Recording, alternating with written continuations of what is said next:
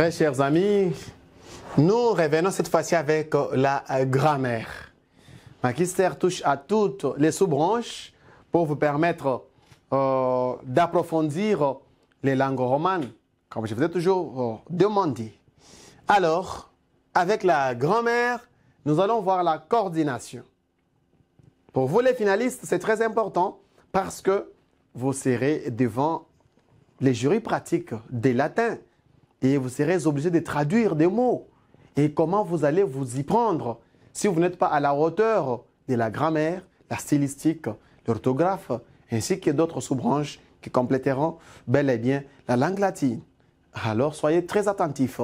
Alors, vous savez très bien que la coordination consiste à unir au moyen d'un ou plusieurs mots des liaisons, des termes, des groupes de mots, des propositions ou même des phrases. C'est-à-dire, quand on dit « tout est tout lia »,« toi et tout lia », vous voyez que pour réunir ce mot-là, il faut quand même les deux mots-là, il faut quand même la présence des mots de coordination.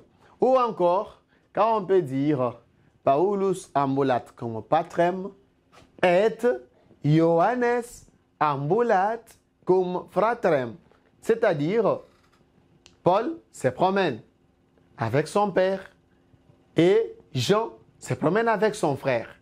Entre cum patrem et Johannes ambulat cum fratrem, vous comprenez que nous avons besoin d'un mot de liaison au milieu là, pour unir les phrases là. On peut aussi unir des propositions là, très bien, voulais-je dire. Alors, grammaticalement et logiquement équivalent. Quand on veut unir les mots, vous devez les unir grammaticalement et logiquement équivalent. On n'unit pas des mots ou des phrases sans pour autant tenir compte de la logique grammaticale. Sinon, vous allez faire du charabia dans vos papiers. Ainsi, par quoi on peut remarquer, on peut constater la présence d'une coordination dans les phrases latines. On constate la présence d'une coordination dans les phrases latines grâce aux conjonctions de coordination. Voilà. Donc, cette leçon sera succulente, sera très belle parce que vous allez découvrir plusieurs conjonctions de coordination qui vous permettront à lier les mots, les phrases, les propositions dans un texte. Alors, avant que nous puissions entrer dans les vifs de cette matière-là, je voulais que vous sachiez quelque chose sur les principes généraux. En latin, la coordination est la règle. Vous comprenez très bien, hein?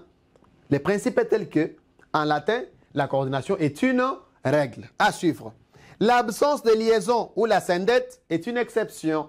C'est-à-dire, quand nous allons parler de l'absence de liaison, il n'y a pas de liaison ici, on n'a pas remarqué de liaison, il y a la syndète comme figure de style aussi que nous allons voir.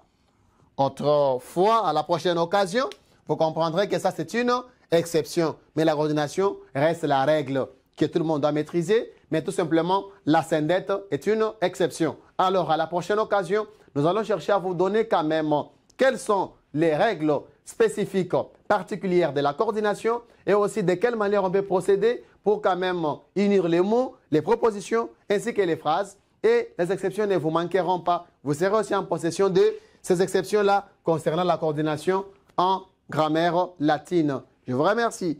Bye.